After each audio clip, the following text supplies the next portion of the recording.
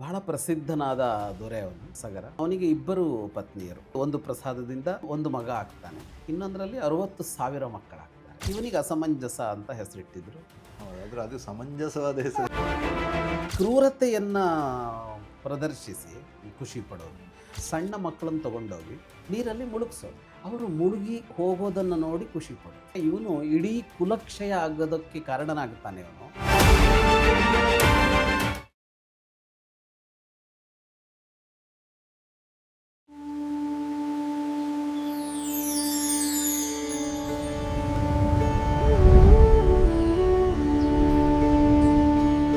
ನಮಸ್ಕಾರ, ಇದು ಕಥಾ ಸಂಚಯ. ನಾನು ಬಡಕಿಲಾ ಪ್ರದೀಪ್. ನಿಮ್ಮೆಲ್ಲರಿಗೂ ಕೂಡ ಕಾರ್ಯಕ್ರಮಕ್ಕೆ ಸ್ವಾಗತ. ನಮ್ಮ ಜೊತೆ ವಿದ್ವಾನ್ ಜಗದೀಶ್ ಶರ್ಮಾ ಸಂಪ ಅವರಿದ್ದಾರೆ. ಅವ್ರನ್ನ ಕಾರ್ಯಕ್ರಮಕ್ಕೆ ಸ್ವಾಗತ ಮಾಡೋಣ. ನಮಸ್ತೆ. ನಮಸ್ತೆ.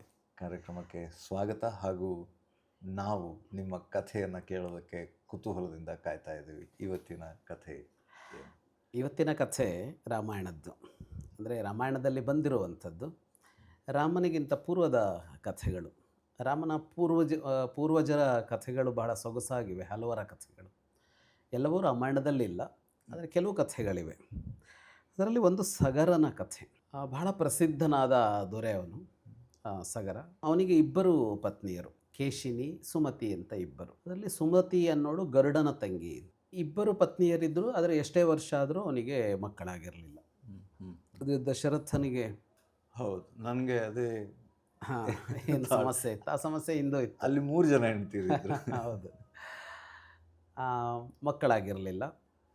ಅವನು ಭೃಗು ಪ್ರಸರವಣದಲ್ಲಿ ತಪಸ್ಸು ಮಾಡದ ಹೋಗಿ ಭೃಗು ಮಹರ್ಷಿಗಳು ಅವನಿಗೆ ಒಂದು ಅನುಗ್ರಹ ಮಾಡಿದ್ರು. ಅವರಿಬ್ಬರಿಗೂ ಹೇಳಿದ್ರು, ಇವರಿಗೆ ಪತ್ನಿಯರಿಗೆ, ಒಬ್ಬನಿಗೆ ಒಬ್ಬ ಮಗ ಹುಟ್ಟುತ್ತಾನೆ, ಒಂದು ಪ್ರಸಾದದಿಂದ ಒಂದು ಮಗ ಆಗ್ತಾನೆ, ಇನ್ನೊಂದರಲ್ಲಿ 60,000 ಮಕ್ಕಳಾಗ್ತಾರೆ. ಆದರೆ ಈ ಒಂದು ಮಗ ವಂಶ ಬೆಳೆಸೋದಕ್ಕೆ ಕಾರಣನಾಗ್ತಾನೆ. ಅವನ ಅವನಿಂದ ವಂಶ ಬೆಳೆಯುತ್ತೆ ಅಂತ ಕೇಳಿದಾಗ ಇಬ್ಬರು ಆಯ್ಕೆ ಮಾಡಿಕೊಂಡ್ರು. ಒಬ್ಬಳು 60,000 ಮಕ್ಕಳನ್ನು ಆಯ್ಕೆ ಮಾಡಿಕೊಂಡು, ಒಬ್ಬನನ್ನು ಆಯ್ಕೆ ಮಾಡಿಕೊಂಡ್ಳು. ಕೇಶಿನಿ ಒಬ್ಬ ಮಗ ಅಂತ ಅಂದ್ಲು. ಸುಮತಿ 60,000 ಮಕ್ಕಳು ಅಂತ ಗರುಡನ ತಂಗಿ ಆಯ್ಕೆ ಮಾಡಿಕೊಂಡ್ರು. ಸರಿ ಆಯಿತು. ಅದರಂತೆಯೇ ಅವರಿಗೆ ಮಕ್ಕಳಾದರು. ಮಕ್ಕಳೇ ಇರಲಿಲ್ಲ. ಈಗ 60,000 ಒಂದು ಮಕ್ಕಳಾದರು. ಈ ಮಕ್ಕಳಿಲ್ಲ ಅನ್ನೋದು ಒಂದು ಸಮಸ್ಯೆ. ಆದರೆ ಮಕ್ಕಳಾದ ಮೇಲೆ ಮತ್ತೆ ಸಮಸ್ಯೆ ಅಂತ ಒಂದು ಇದ್ದೇ ಇದೆಯಲ್ಲ. ಅದರಲ್ಲಿ 60,000 ಅದು 60,000 ಸುಖ ಕೊಡ್ತಾ ಅಂತ ಒಂದು ಪ್ರಶ್ನೆ ಇದೆ. ಅದು ಕಥೆ ಆಗೋದಲ್ಲಿ. ಈ ಮಕ್ಕಳು ಬೆಳೀತಾ ಇದ್ದರು, ಬೆಳೆದ್ರು, ದೊಡ್ಡವರಾದರು. ಅದರಲ್ಲಿ ಇವನು ಅಸಮಂಜಸ ಅಂತ ಅವನ ಹೆಸರು. ಒಬ್ಬ ಇದ್ದಾನಲ್ಲ ಅವನು. 60,000 ಹೆಸರನ್ನು ಯಾರೂ ಹೇಳಿಲ್ಲ ಅಲ್ಲಿ. ಹೌದಾದ್ರೆ ಅದು ಸಮಂಜಸವಾದ ಹೆಸರು. ಅಸಮಂಜಸ್ ಅಂತ ಹೆಸರು ಅವನಿಗೆ. 60,000 ಜನಕ್ಕೆ ಹೆಸರಿಟ್ಟಿದ್ರೋ ಇಲ್ವೋ ಗೊತ್ತಿಲ್ಲ. ಅಷ್ಟು ಪುರುಷೋತ್ತಾಗಬೇಕು. ಹೆಸರೆಲ್ಲಿ ಹುಡ್ಕೋದು ಅಷ್ಟು ಅಂತ. ಇಟ್ಟಿರ್ಬೋದು, ಇರಲೇಬೇಕಾಗತ್ತಲ್ಲ, ಕರಿಬೇಕಲ್ಲ ಯಾರನ್ನ ಅಂತ. ಇವನಿಗೆ ಅಸಮಂಜಸ ಅಂತ ಹೆಸರಿಟ್ಟಿದ್ರು. ಅಸಮಂಜಸ ಅಂದರೆ ಕನ್ನಡದಲ್ಲಿ ನಾವು ಬೇರೆ ಅರ್ಥ ಇದೆ, ಹಾಗಾಗಿ ಆ ಥರ ಯಾಕೆ ಹೆಸರಿಟ್ಟರು ಅಂತ ಅನ್ಸುತ್ತೆ. ಹೌದು, ಅದಕ್ಕೆ ಕೇಳಿದ್ದು ನಾನು. ಸಮಂಜಸವಾದ ಬೇರೆ ಅರ್ಥ ಇದೆ. ಸಂಸ್ಕೃತದಲ್ಲಿ ಸಮಂಜಸ ಅನ್ನೋದಕ್ಕೆ ಆ ಥರದ ಅರ್ಥ ಇಲ್ಲ. ಹಾಗಾಗಿ ಅವನಿಗೆ ಆ ಹೆಸರಿಟ್ಟಿದ್ರು. ಆದರೆ ಅದು ಕನ್ನಡದ ಅರ್ಥ ಇದೆಯಲ್ಲ, ಅದಕ್ಕೆ ಹೊಂದಿಕೆ ಆಯಿತು ಅವನ ಬದುಕು. ನಾನು ಒಳ್ಳೆ ಗೆಸ್ ಮಾಡಿಬಿಟ್ಟೆ. ಅಸಮಂಜಸವಾಗಿತ್ತು ಅವನ ಬದುಕು. ಏನಾಗತ್ತೆ, ಈ ಕೆಲವು ಹುಟ್ಟುತ್ತಲೇ ಬಂದರೆ ಸಮಸ್ಯೆ ಇದೆ ಅಂತ. ಈಗ ತುಂಬ ಶ್ರೀಮಂತಿಕೆ, ಆಗರ್ಭ ಶ್ರೀಮಂತರಾಗಿರುತ್ತಾರೆ. ಹುಟ್ಟುವಾಗಲೇ ಬಂಗಾರದ ಚಮಚ ಇಟ್ಕೊಂಡು ಹುಟ್ಟಿದ್ರು ಅಂತ ಹೇಳ್ತಾರಲ್ಲ, ಎಲ್ಲರೂ ಹಂಗೆ ಆಗ್ತಾರೆ ಅಂತ ಅಲ್ಲ. ಶ್ರೀಮಂತರ ಮಕ್ಕಳೆಲ್ಲ ಹಾಳಾಗ್ತಾರೆ ಅಂತ ಅರ್ಥ ಅಲ್ಲ. ಆದರೆ ಅದು ಒಂದು ಕೆಡಿಸೋದಕ್ಕೆ ಒಂದು ದಾರಿ ಆಗಿರುತ್ತೆ ಅಂತ ಅಷ್ಟೇ. ಶ್ರೀಮಂತಿಕೆ, ಅದರ ಜೊತೆಗೆ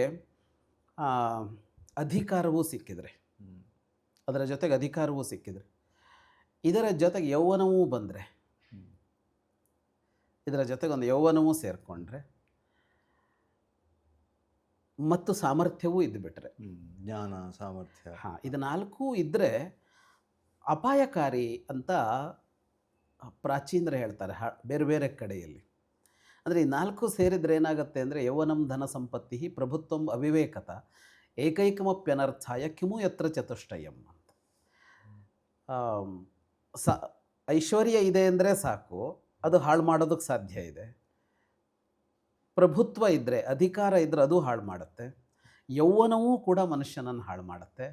ಇನ್ನು ಅವಿವೇಕ ಅಂತ ಒಂದಿದ್ರೆ, ಈ ಅವಿವೇಕ ಅಂತ ಅಂದರೆ ಪೆದ್ದತನ ಅಲ್ಲ, ಅವಿವೇಕಿ ಅಂದರೆ ದಡ್ಡ ಅಲ್ಲ, ಅವಿವೇಕಿ ಬುದ್ಧಿವಂತನೇ, ಸ್ವಲ್ಪ ಜಾಸ್ತಿ ಬುದ್ಧಿವಂತಿಕೆ. ಜಾಸ್ತಿ ಬುದ್ಧಿವಂತಿಕೆ. ಈ ವಿವೇಕ ಇಲ್ಲ, ಇದು ಸರಿ ಇದು ತಪ್ಪು, ಇದು ಮಾಡಬೇಕು ಇದು ಮಾಡಬಾರ್ದು, ಇದನ್ನು ಮಾಡಿದ್ರಿಂದ ಏನಾಗ್ಬೋದು ಅಂತ ಇಲ್ಲ. ಅವನು ಅವಿವೇಕಿ, ವಿವೇಕ ಇಲ್ಲ ಅವನಿಗೆ ಅಂತ. ಸರಿ ತಪ್ಪುಗಳ ಒಂದು ನಿರ್ಣಯ ಇಲ್ಲ ಅವನಿಗೆ ಅಂತ. ನಿರ್ಣಯ ಇಲ್ಲ ಅಂದರೆ ನಿರ್ಣಯ ಮಾಡ್ಕೊಳ್ಳೋದಿಲ್ಲ ಅವನು ಅಂತ. ಅಂದರೆ ಬುದ್ಧಿವಂತಿಕೆ ಇದ್ರೆ ಸಾಲದು, ಅದ್ರ ಜೊತೆ ವಿವೇಕ ವಿವೇಕ ಇರಲೇಬೇಕು. ಬುದ್ಧಿವಂತಿಕೆ ಇಲ್ಲದೇ ಇದ್ರೂ ವಿವೇಕ ಇರಬೇಕು. ವಿವೇಕವೂ ಇರಬೇಕಾದದ್ದು. ಬುದ್ಧಿವಂತಿಕೆ ಇದ್ದಾಗಂತೂ ಹೆಚ್ಚು ವಿವೇಕ ಇರಬೇಕು. ಈ 4ರಲ್ಲಿ ಒಂದೊಂದಿದ್ರೂ ಸಾಕು ಹಾಳು ಮಾಡುತ್ತೆ. 4 ಇದ್ದರೆ ಏನಾಗತ್ತೆ ಅಂತ ಸುಭಾಷಿತ ಕೇಳ್ತಾನೆ, ಕಿಮು ಯತ್ರ ಚತುಷ್ಟಯಂ ಅಂತ. ಏಕೈಕಮಪ್ಯನರ್ಥಾಯ, ಒಂದಿದ್ರೂ ಅನರ್ಥ ಆಗತ್ತೆ ಬದುಕಲ್ಲಿ ಅಂತ. ಅದಷ್ಟು ಆಯ್ತು. ಇಲ್ಲಿ ಒಂದು ಮಂಗ ಇತ್ತಂತೆ. ಮಂಗ ಹೇಳಿ ಕೇಳಿ ಮಂಗ. ಅದು ಏನು ಮಾಡುತ್ತೆ ಅಂದರೆ, ಅದು ಮಾಡಬಾರದ ಕೆಲಸನೇ ಕೀಟ್ಲೆದೇನೋ ಮಾಡ್ತಾ ಇರುತ್ತಲ್ಲ, ಚೇಷ್ಟೆ ಮಾಡ್ತಾ ಇರುತ್ತೆ. ಕಪಿಹಿ ಕಪಿರಪಿಚ ಕಾಪಿಶಾಯನ ಮದಮತ್ತಃ. ಅದು ಮದ್ಯ ಕುಡಿದ್ಬಿಡ್ತಂತೆ, ಎಣ್ಣೆ ಹೊಡಿತು ಮಂಗ.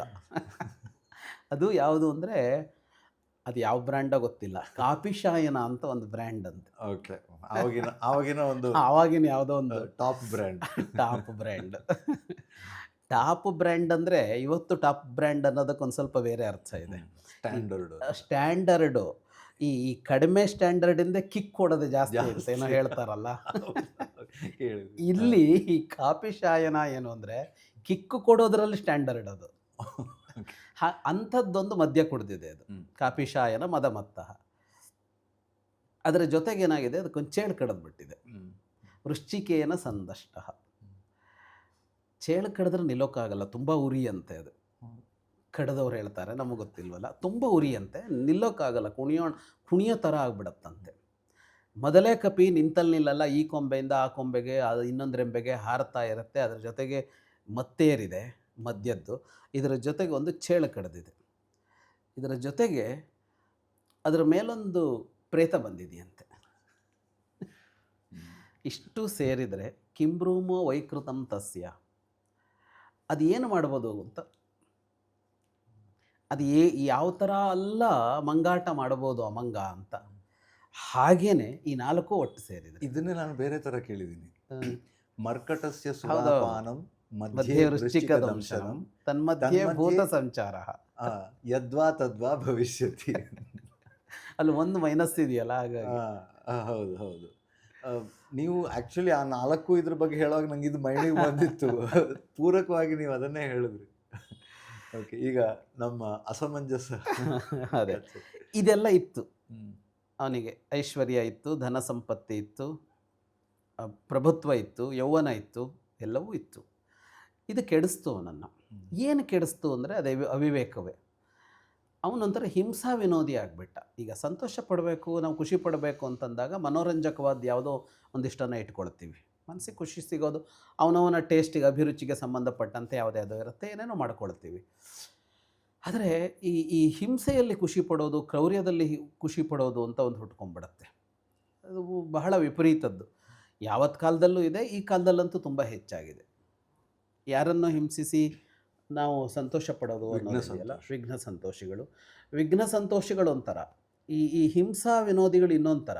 ವಿಘ್ನ ಸಂತೋಷಿಗಳು ಯಾರದ್ದೋ ಒಂದು ಕೆಲಸ ಹಾಳು ಮಾಡಿ ಖುಷಿ ಪಡ್ತಾರೆ, ಅವ್ನು ಸಕ್ಸಸ್ ಆಗಬಾರದು, ಇವನಿಗೊಂದು ಸಮಾಧಾನ.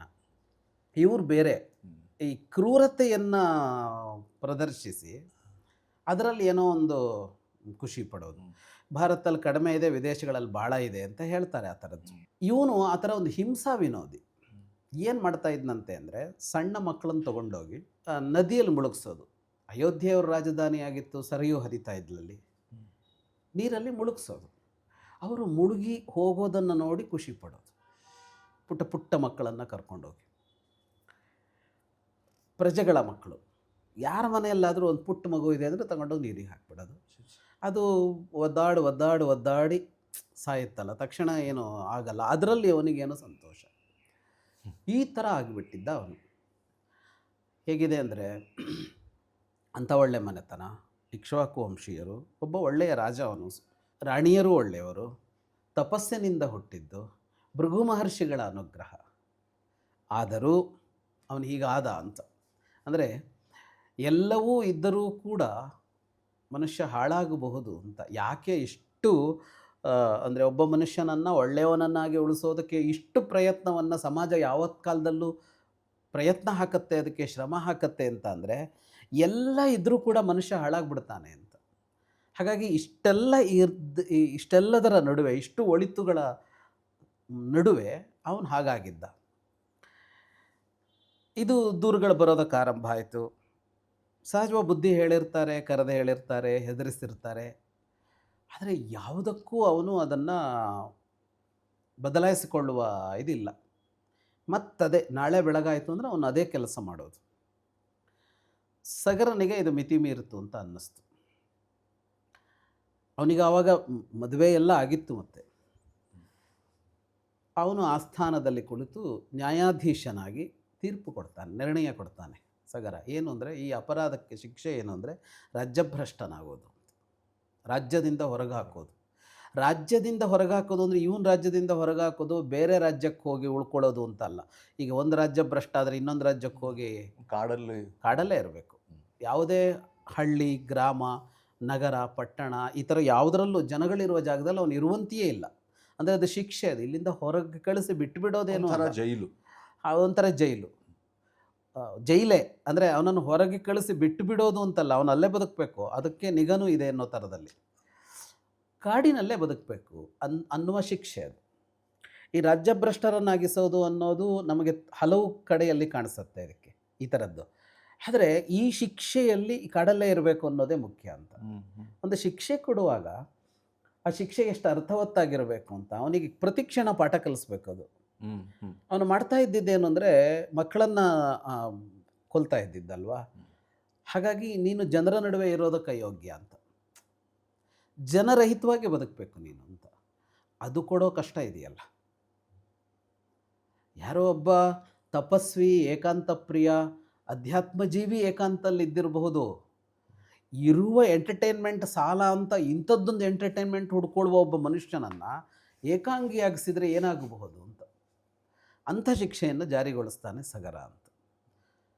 ಅವನನ್ನು ಹೊರಗೆ ಹಾಕ್ತಾರೆ ಅವನನ್ನು. ಇದು ಕಥೆ. ಹಲವು ಅಂಶಗಳು ಈ ಕಥೆಯಲ್ಲಿ ಕಾಣಸಿಗುತ್ತೆ. ನಾವು ಕೆಲವದನ್ನು ಸ್ಪರ್ಶ ಮಾಡಿದ್ವಿ. ಒಂದು, ಎಲ್ಲ ಇದ್ದು ಕೂಡ ಒಬ್ಬ ಮನುಷ್ಯ ಹಾಳಾಗಬಹುದು ಅಂತ ಅನ್ನೋದು. ಅಂದರೆ ಒಳಿತಿನ ಸಂಸ್ಕಾರ ಅಂತ ಹೇಳ್ತೀವೋ ಇನ್ನೇನೋ ಹೇಳ್ತೀವೋ, ಇದೆಲ್ಲ ಇರುವ ಜಾಗದಲ್ಲೂ ಕೂಡ ಅಂಥದ್ದೊಂದು ಆಗೋದಕ್ಕೆ ಸಾಧ್ಯ ಇದೆ ಅಂತ. ಒಬ್ಬ ಸುಭಾಷಿತಕಾರ ಅದನ್ನು ಭಾಳ ಚೆನ್ನಾಗಿ ಹೇಳ್ತಾನೆ. ಒಳ್ಳೆಯ ಜಾಗದಲ್ಲಿ ಕೆಟ್ಟದ್ದು ಹುಟ್ಟೋಲ್ಲ ಅಂತ ಹೇಳಬೇಡಿ ಅಂತ ಅನ್ನೋದಕ್ಕೆ ಹೇಳ್ತಾನೆ. ತುಂಬ ಪರಿಮಳ ಇರುವ ಹೂವಿನ 2 ದಿನ ಇಟ್ಟರೆ ಅದರಲ್ಲೂ ಹುಳು ಹುಟ್ಟತ್ತೆ ಅಂತ. ಎಷ್ಟು ಚೆನ್ನಾಗಿರ್ಬೋದು, ಅದರ ರೇಷ್ಮೆಯಂತಹ ಮೃದುತ್ವ ಇರ್ಬೋದು ಅದರ ಹೂವಿನ ಪೊಕಳೆಗಳಿಗೆ, ಅಥವಾ ಒಳ್ಳೆ ಪರಿಮಳ ಇರ್ಬೋದು, ಒಳ್ಳೆ ಬಣ್ಣ ಇರ್ಬೋದು, ಅದರ ಆಕಾರ ಬಹಳ ಸುಂದರವಾಗಿರ್ಬೋದು. ಆದರೆ ಅದರಲ್ಲೊಂದು ಹುಳು ಹುಟ್ಟಬಾರದು ಅಂತ ಇಲ್ವಲ್ಲ. ಹಾಗೆ ಎಲ್ಲ ಒಳಿತಿನ ನಡುವೆಯೂ ಕೆಟ್ಟದ್ದು ಸಂಭವಿಸಬಹುದು ಅನ್ನುವ ಎಚ್ಚರಿಕೆ ಇದರಲ್ಲಿರೋದು ಒಂದು. ಎರಡನೆಯದ್ದು,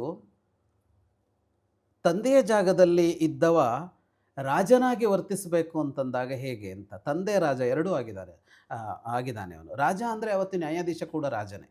ಇವತ್ತು ನಾವು ನ್ಯಾಯಾಂಗ ಮತ್ತು ಶಾಸಕಾಂಗ ಬೇರೆ ಮಾಡ್ಕೊಂಡಿದ್ದೀವಿ. ಅವತ್ತು ಅದೆರಡು ಒಂದೇ ಕಡೆಯಲ್ಲಿತ್ತು. ಆ ಪುತ್ರ ಮೋಹವನ್ನು ಬಿಟ್ಟಿರಬೇಕು, ನ್ಯಾಯ ಯಾವುದೋ ಅದನ್ನೇ ಮಾಡಬೇಕು ಅಂತ ಇದೆಯಲ್ಲ. ಮುಂದೆ ಇದೇ ಪರಂಪರೆಯಲ್ಲಿ ಬಂದಾಗ ರಾಮ ಸೀತಾಪರಿತ್ಯಾಗ ಮಾಡ್ತಾನಲ್ಲ ಪ್ರಜೆಗಳಿಗೆ ಅಂತ, ಇಲ್ಲೆಲ್ಲ ಅದು ಕಾಣಿಸುತ್ತೆ ಅಂತ, ಅದರ ಕುರುಹು ಕಾಣಿಸುತ್ತೆ ಅಂತ. ನೀನು ಅಲ್ಲಿ ಸಿಂಹಾಸನದ ಮೇಲೆ ಕೊಡ್ತಾಗ ನೀನು ಬೇರೆಯದೇ ವ್ಯಕ್ತಿ ಆಗಬೇಕು ಅಂತ, ನೀನು ಪ್ರಜೆಗಳ ಅಭಿಪ್ರಾಯಕ್ಕೆ ತಕ್ಕಂತೆ, ಪ್ರಜಾಹಿತಕ್ಕೆ ತಕ್ಕಂತೆ ವರ್ತಿಸಬೇಕು ಅನ್ನೋದು ಬಿಟ್ಟರೆ ನಿನಗೆ ವೈಯಕ್ತಿಕತೆ ಇಲ್ಲ ಅಂತ.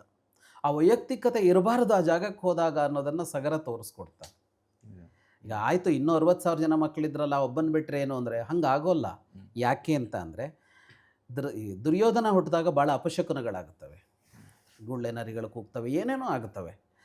ಆಗ ತಜ್ಞರೆಲ್ಲ ಹೇಳ್ತಾರೆ, ವಿದುರನೂ ಸೇರಿ, ಇದು ಈ ಒಟ್ಟು ಈಗಿನ ವಾತಾವರಣ ನೋಡಿದರೆ ಇವನು ಇಡೀ ಕುಲಕ್ಷಯ ಆಗೋದಕ್ಕೆ ಕಾರಣನಾಗ್ತಾನೆ, ಇವನು ವಂಶನಾಶ ಮಾಡ್ತಾನೆ, ಇವನನ್ನು ತ್ಯಾಗ ಮಾಡು. ನಿನಗೆ ಇನ್ನೂ ಹೇಗೂ 100 ಜನ ಇದ್ದಾರೆ, ದುಶ್ಶಲೆಯನ್ನು ಸೇರಿ 99, ದುಶ್ಶಲೆ ಒಂದು 100 ಜನ ಇದ್ದಾರೆ, ಒಬ್ಬನನ್ನು ಬಿಟ್ಟರೆ ಏನು ಸಮಸ್ಯೆ ಇಲ್ಲ, ಇವನನ್ನು ತ್ಯಾಗ ಮಾಡು ಅಂತ ಹೇಳ್ತಾರೆ. ಧೃತರಾಷ್ಟ್ರನಿಗೆ ತ್ಯಾಗ ಮಾಡೋಕ್ಕಾಗಲ್ಲ, ಅದೇ ಆಗೋದೂ ಇಲ್ಲ. ಈಗ 100 ಇರಲಿ 1000 ಇರಲಿ, ಮಕ್ಕಳನ್ನು ತ್ಯಾಗ ಮಾಡೋದು ಹೇಗೆ? ಹೌದು. ಆದರೆ ಸಗರ ತ್ಯಾಗ ಮಾಡ್ತಾನೆ. ಆ ಒಂದು ಅಂದರೆ ರಾಜ್ಯದ ಹಿತಕ್ಕೋಸ್ಕರ. ಪ್ರಜಾಹಿತಕ್ಕೋಸ್ಕರ. ನೀ ನಾಳೆ 3ನೇ ಒಬ್ಬ ಈ ಥರ ತಪ್ಪು ಮಾಡಿದ್ರೆ ಏನು ಶಿಕ್ಷೆ ಕೊಡ್ತಿದ್ಯೋ ಅದನ್ನು ಕೊಡಲೇಬೇಕು ನಿನ್ನ ಮಗ ಆದರೂ ಅಂತ.